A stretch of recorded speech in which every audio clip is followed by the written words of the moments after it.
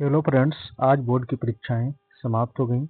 अब विद्यार्थियों के मन में डाउट है कि अब 10वीं के बाद क्या करें, रिजल्ट कब आएगा और बचे हुए समय में क्या करें। सभी विद्यार्थियों के मन में ये डाउट चल रहा है, 10वीं के बाद अब करें क्या, रिजल्ट कब आएगा और बचे हुए समय में क्या करें। जो रिजल्ट आने में समय शेष है उस समय अब हम लोग क्या करें। तो आज हम एक एक बिंदुओं पर डिस्कस करेंगे।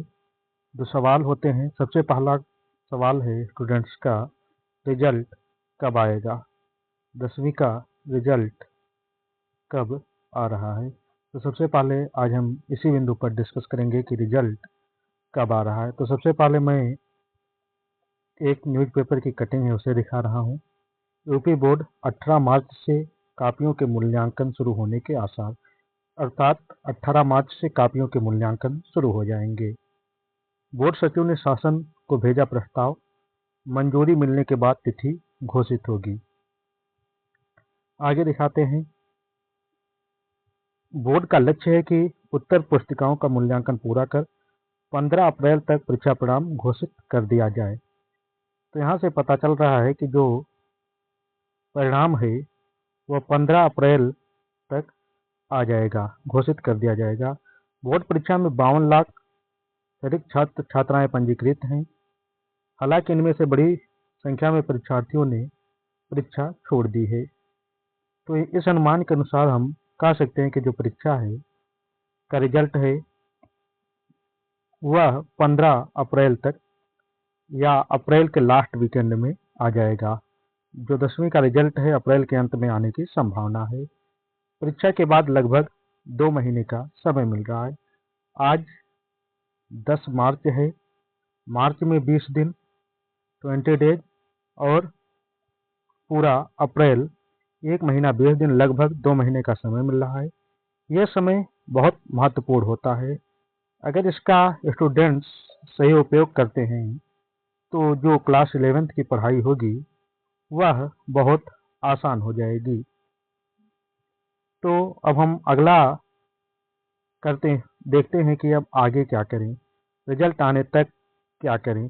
जो अप्रोक्स 2 मंथ्स का टाइम मिल रहा है उस बचे हुए समय में स्टूडेंट्स क्या करें। रिजल्ट आने तक छात्रों को यह काम करना चाहिए। बेसिक इंग्लिश मजबूत करना चाहिए, अपनी इंग्लिश की पकड़ को मजबूत बनाना चाहिए। रोज 10-15 नए इंग्लिश वर्ड सीखें, रोज इंग्लिश मीनिंग सीखें और उसके लिए एक कॉपी बनाएं और कॉपी पर प्रतिदिन 10 नए मीनिंग जो ना पता हो नेट के माध्यम से, गूगल के माध्यम से, डिक्शनरी के माध्यम से उस मीनिंग को उस नोट्स बुक्स में लिखें। बेसिक मैथ्स की प्रैक्टिस ज़्यादा करें। अगर आप पीसीएम या पीसीबी स्ट्रीम चूज कर रहे हैं, फिजिक्स केमिस्ट्री बायोलॉजी या फिजिक्स केमिस्ट्री मैथ को चूज कर रहे हैं, तो बेसिक मैथ्स की प्रैक्टिस जारी रखें। डेली बेसिक मैथ्स के क्वेश्चन को सॉल्व करें। उसके लिए एक रफ कॉपी लें और रफ कॉपी में डेली मैथ को बेसिक मैथ सॉल्व करें। अगर आप आर्ट बैकग्राउंड से हैं जिसमें history, geography, Hindi, English, civics लेना चाहते हैं तो जनरल नॉलेज ज़्यादा से ज़्यादा पढ़ें, जिसे शॉर्ट फॉर्म में जीके कहते हैं। जीके पर अपनी अच्छी पकड़ बनाएं। अगर आप साइंस बैकग्राउंड से हैं, साइंस लेना चाहते हैं तो साइंस का बेसिक नॉलेज लें। साइंस के लिए लूसेंट की बुक जरूर पढ़ें। लूसेंट की बुक आती है साइंस की, उसमें जो बेसिक हैं बेसिक को अपने मजबूत करें। अब हम 10वीं के बाद स्ट्रीम्स की बात करते हैं। 10वीं के बाद मुख्यतः 3 स्ट्रीम्स होती हैं।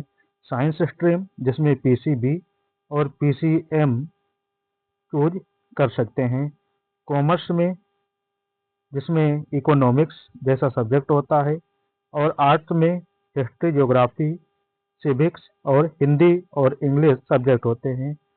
लेकिन समस्या यहाँ पर यह है कि जो हर स्ट्रीम के अपने अपने अलग कैरियर ऑप्शन होते हैं। अगर आप साइंस लेते हैं, कॉमर्स लेते हैं, आर्ट्स लेते हैं, तो इसके बारे में अब हम डिस्कस करेंगे कि किस फील्ड में जाने की आपकी संभावना कितनी अधिक होगी। अगर साइंस स्ट्रीम आपको कब लेना चाहिए? साइंस स्ट्रीम अगर आपको पसंद है मैथ, फिजिक्स, केमिस्ट्री, बायोलॉजी, अगर आपको मैथ, फिजिक्स, केमिस्ट्री पसंद है तो आपको पीसीएम सब्जेक्ट को चूज करना चाहिए। मैथ, फिजिक्स, केमिस्ट्री अगर आप पढ़ना चाहते हैं तो आप पीसीएम को चूज करिए। फिजिक्स, केमिस्ट्री, मैथ और हिंदी और इंग्लिश हमेशा कंपलसरी होता है।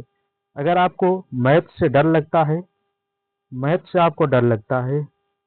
आपका कमजोर है और आप फिर भी साइंस पढ़ना चाहते हैं, तो आपको फिजिक्स, केमिस्ट्री, बायोलॉजी चूज करना चाहिए। भविष्य में क्या आसार होंगे? भविष्य में क्या अवसर आपको देखने को मिलेंगे? इंजीनियर बन सकते हैं, डॉक्टर बन सकते हैं, साइंटिस्ट बन सकते हैं और टेक्निकल फील्ड में जा सकते हैं। अगर आप पीसीएम लेते हैं तो इंजीनियर, साइंटिस्ट और टेक्निकल फील्ड में जाने की संभावना अत्यधिक रहेगी। लेकिन अगर आप पीसीबी लेते हैं तो आप डॉक्टर के में जा सकते हैं।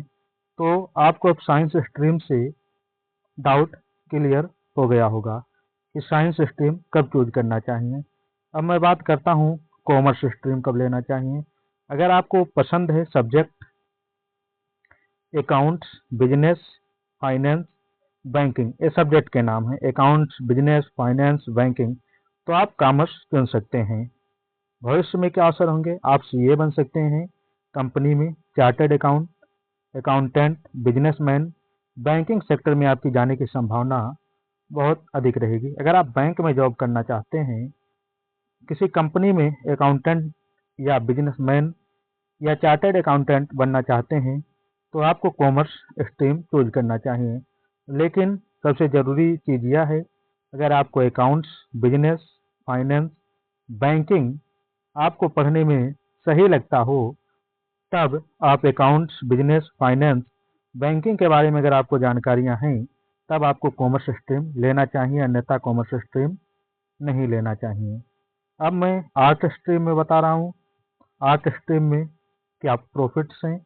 अगर आपको पसंद है हिस्ट्री, ज्योग्राफी, पॉलिटिकल साइंस, जिसे सिविक्स भी कहा जाता है, आगे की कक्षाओं में इसे पॉलिटिकल साइंस नाम दे दिया जाता है, सोशियोलॉजी, समाजशास्त्र, तो आप आर्ट स्ट्रीम चुन सकते हैं। अगर आपका इन सब्जेक्ट से हिस्ट्री, ज्योग्राफी, पॉलिटिकल साइंस और सोशियोलॉजी से अच्छा रिस्पॉन्स है, अगर आप इन्हें अच्छे तरीके से पढ़ते हैं, तो आप आर्ट बैकग्राउंड को लीजिए।